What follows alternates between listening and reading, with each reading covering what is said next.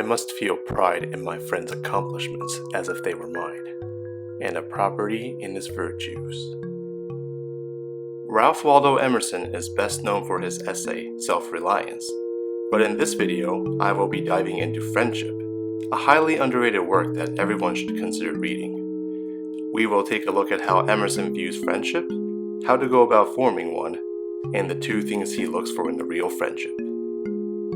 Emerson holds friendship in a very high regard, seeing it as a sacred bond, stating that friendship demands a religious treatment. This is much less casual than the common modern definition of friendship and friends, especially one that is suggested on social media platforms. A lot of these so-called friendships we see online are rather shallow and fragile, and it is rather unfortunate that this view of friendship is spilling over into our everyday lives. Emerson thought of real friendships as something much deeper and stronger. I do not wish to treat friendships daintily, but with the roughest courage. When they are real, they are not glass threads or frostwork, but the solidest thing we know. Emerson claims that the development of this type of friendship should not be rushed, for if we do, our friendships hurry to short and poor conclusions because we have made them a texture of wine and dreams, instead of the tough fiber of the human heart. In other words, authentic, worthwhile friendships take time to build up. If one tries to develop a relationship with others too quickly, it ends up being artificial and fake in the end, or it could possibly appear to be that way. We must respect the Naturlangsamkeit, Emerson says. This German term is translated as the slowness of nature and applies to a multitude of things in our lives, including friendships and just relationships in general. Emerson believes that one-on-one conversations and meetings are superior methods to form exceptional friendships that honor this idea of Naturlangsamkeit.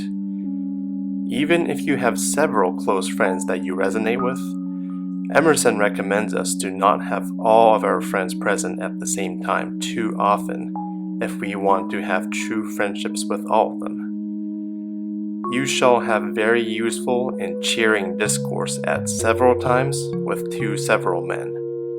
But let all three of you come together, and you shall not have one new and hearty word.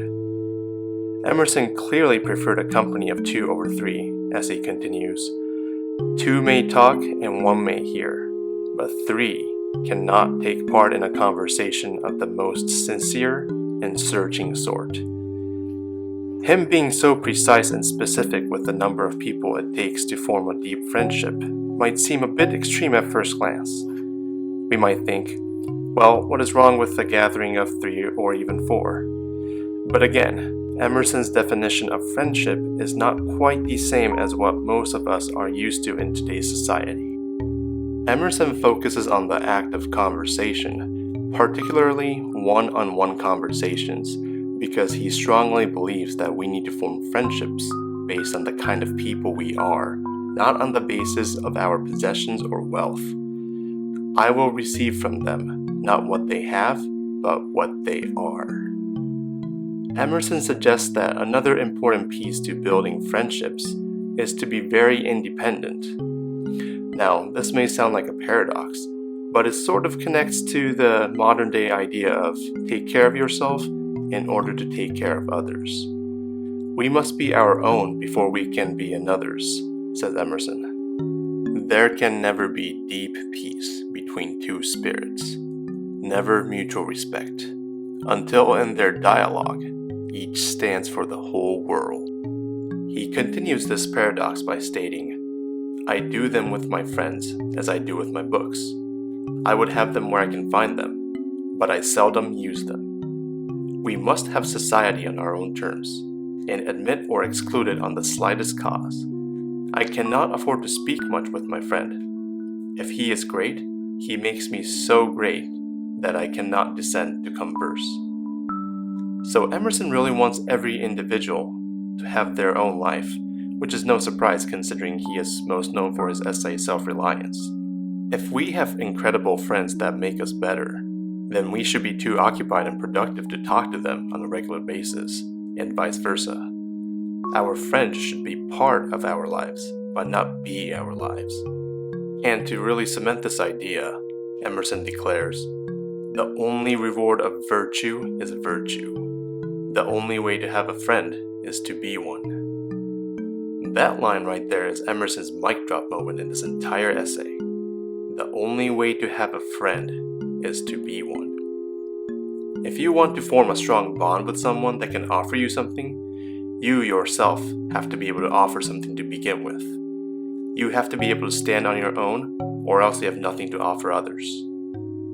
Now that we've looked at Emerson's views on how to form a friendship, and what he considers to be real friendship, let's talk about the two key qualities he looks for in a friendship: truth and tenderness. Let's look at truth first. A friend is a person with whom I may be sincere. Before him, I may think aloud. I am arrived at last in the presence of a man so real and equal that I may drop even those undermost garments of dissimulation, courtesy, and second thought, which men never put off, and may deal with him with the simplicity and wholeness with which one chemical atom meets another. So to put it in today's words, we should be able to keep it real with our truest of friends. There should be absolutely no need to sugarcoat, lie, or deceive a friend. We should be able to tell each other straight up how it is, and our friends should be able to share with us both their successes and failures, pains and pleasures. Referring back to the opening quote of this video, friends must be happy for each other's success and victories. If anyone gets jealous or resentful towards your achievements, they're not a real friend. We should be able to show our friends both the best and worst moments without affecting the friendship. It is common to hide our dark and ugly sides from society, but with a friendship built on honesty and candor, we shouldn't fear expressing those sides. But to most of us, society shows not its face and eye, but its side and its back. So let us show our face and eye to our beloved friend. The other element of friendship is tenderness, says Emerson. We are holden to men by every sort of tie, by blood, by pride, by fear, by hope, by lucre, by lust, by hate, by admiration, by every circumstance and badge and trifle. But we can scarce believe that so much character can subsist in another as to draw us by love. Can another be so blessed, and we so pure, that we can offer him tenderness? Throughout our lives, we get connected with others through various avenues. They might be extended family members, they might be someone we work with, could be neighbors, it could be someone with connections that can help us get ahead in life. But how often do we have relationships with others built on tenderness, warmth, and unconditional love? Do you and your friend genuinely care for each other, or does the relationship exist because there are external benefits? Do you actually enjoy your friend's company, or enjoy the idea of being friends with them for the positive image? Emerson clearly expressed his disdain for name-dropping when he said, "I hate the prostitution of the name of friendship to signify modish and worldly alliances." So perhaps Emerson's thoughts have made an impact on your perspective of friendship for the better. So moving forward, what are the most important qualities you look for in a friendship? To wrap it up, allow me to share the final lines of the essay. The essence of friendship is entireness, a total magnanimity and trust. It must not surmise or provide for infirmity. It treats its object as God, that it may deify both.